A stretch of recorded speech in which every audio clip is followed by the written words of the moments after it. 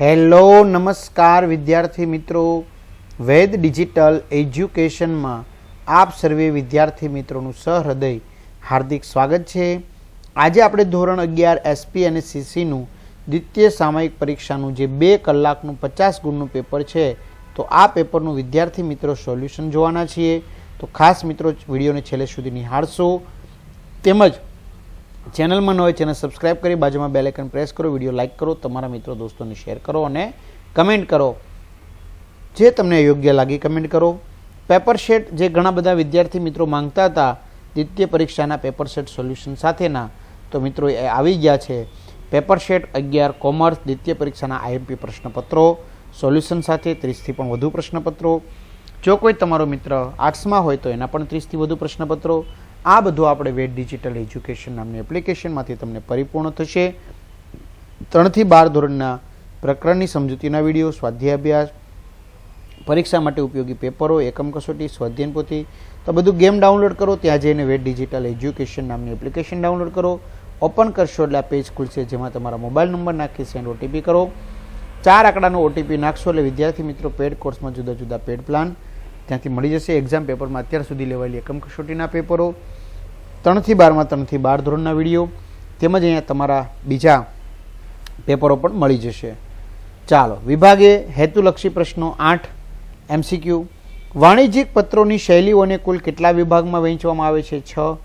વેપારમાં ઓર્ડર આપ્યા પછી માલ સામાનનો ડિલિવરી કેવી રીતે મેળવવી જરૂરી છે? સમયસર. સહકારી મંડળીના સેક્રેટરી તરીકે કોણ હોય છે? તો સ્ટાફ ક્રેડિટ કોઓપરેટિવ સોસાયટીના સેક્રેટરી. કંપની ધારામાં ચાવીરૂપ સંચાલકીય વ્યક્તિમાં કેટલી વ્યક્તિઓનો સમાવેશ થાય છે? 5. કંપની સેક્રેટરીની નિમણૂક ક્યાં ફરજિયાત છે? તો જેની ભરપાઈ થયેલી મૂડી ₹5 કરોડ અથવા તેથી વધુ હોય. વૈચારિક ખ્યાલની શક્યતાઓ કોના દ્વારા તપાસવામાં આવે છે? નિષ્ણાંતો. આવેદનપત્રના સંદર્ભમાં નીચેની કઈ બાબત ખોટી છે? કંપનીના આંતરિક વહીવટ અંગેની બાબતોનો સમાવેશ થાય છે. કંપનીનો આંતરિક વહીવટ કરવા કયો દસ્તાવેજ છે? નિયમન પત્ર. વિભાગ બી 1 ગુણનો પ્રશ્ન મિત્રો, એવા 7 પ્રશ્નો છે આપણી પાસે. કયા પ્રકારની લેખન શૈલીવાળો પત્ર ટાઈપ કરવામાં સરળ છે? શા માટે? તો ફુલ્લી બ્લોક્ડ શૈલીવાળો પત્ર ટાઈપ કરવામાં સરળ છે, કારણ કે પત્રની બધી જ માહિતી ડાબી બાજુએ દર્શાવવાની હોય છે. પત્ર લેખનની સૌથી આધુનિક શૈલી તેમજ સૌથી પ્રચલિત શૈલી જણાવો. ફુલ્લી બ્લોક્ડ શૈલી પત્રલેખનની સૌથી આધુનિક શૈલી પદ્ધતિ છે, જ્યારે મોડિફાઈડ બ્લોક્ડ શૈલી પત્રલેખનની સૌથી પ્રચલિત પદ્ધતિ છે. ગોપનીય માહિતી ધરાવતા પત્રો માટે કયા પરબિડિયાનો ઉપયોગ કરવામાં આવે છે? ગોપનીય માહિતી ધરાવતા પત્રો માટે બંધ પરબિડિયાનો ઉપયોગ કરવામાં આવે છે. પૂછપરછનો પત્ર કોને લખે છે? પૂછપરછનો પત્ર ગ્રાહક કે વેપારી માલ સામાન ખરીદવાના ઈરાદે વેચાણકર્તાને લખે છે. રાજા દશરથના મંત્રી કોણ હતા? સુમંત હતા. ફોર્મ MGT 14 ક્યાં ઉપયોગી છે? કંપની સેક્રેટરીની નિમણૂક માટે ફોર્મ MGT 14 ઉપયોગી છે. કંપનીનું વિશિષ્ટ લક્ષણ કયું છે?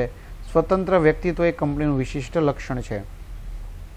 વિભાગ સી 2 ગુણના પ્રશ્નો મિત્રો 4 લખવાના છે. માહિતી સંચારની પ્રક્રિયા કેટલા અને કયા કયા ઘટકોમાં પાર પાડવામાં આવે છે? બારીવાળા પરબિડિયા મારફતે પત્ર મોકલવાનો હોય ત્યારે પત્રની ગડી કરતી વખતે શું ધ્યાનમાં રાખશો? કયા કારણોસર વેચાણકર્તા તરફથી ખરીદનારે આપેલ ઓર્ડરને રદ કરતો પત્ર લખવો પડે છે? કોર્પોરેટર સંસ્થાઓ માનવ જીવન સાથે કેવી રીતે સંકળાયેલી છે? ત્યાર પછી સભા સંચાલનનું જ્ઞાન સેક્રેટરી પાસે ન હોય તો શું થાય? આવેદનપત્ર કયા પ્રકારનો દસ્તાવેજ છે?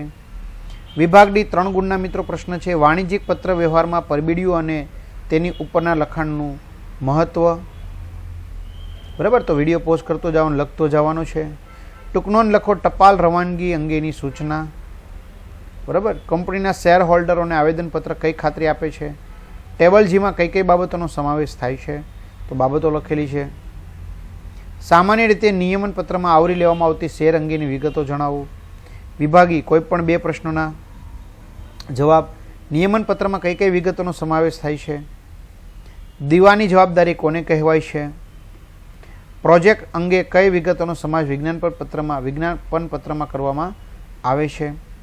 વિભાગ 1 વિસ્તારપૂર્વક લખો. લક્ષ્મી એજન્સી ભુજ વતીથી કોમ્પ્યુટર્સની જથ્થાબંધ ખરીદી માટે હાઈફાઈ ડિજિટલ વર્લ્ડ વડોદરાને પૂછપરછ કરતો પત્ર લખો. બરાબર, તો લખવાનું છે વિદ્યાર્થી મિત્રો.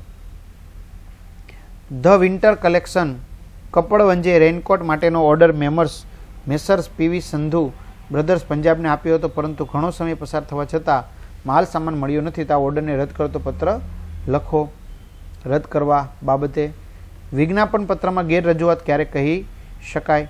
તો આ રીતે વિદ્યાર્થી મિત્રો સરસ મજાનું જે સોલ્યુશન છે તો એની જે PDF છે એ તમારે જોતી હોય તો પેડ કોર્સમાંથી મેળવી લેજો. તેમજ એક્ઝામ પેપરમાં એક્સ્ટ્રા પેપરો પણ મળી જશે. તો બધા જ વિદ્યાર્થી મિત્રોને સારામાં સારા માર્ક્સ પ્રાપ્ત થાય એ વેદ ડિજિટલ પરિવાર વતી બધાને બેસ્ટ ઓફ લક. તો ખાસ ચેનલમાં નવા ચેનલ સબસ્ક્રાઈબ કરો, વિડીયો લાઇક કરો, તમારા મિત્રો દોસ્તોને શેર કરો અને કમેન્ટ કરશો. તો અહીં સુધી રાખીએ. અસ્તુ, જય હિન્દ, જય ભારત, ઓલ ધ બેસ્ટ.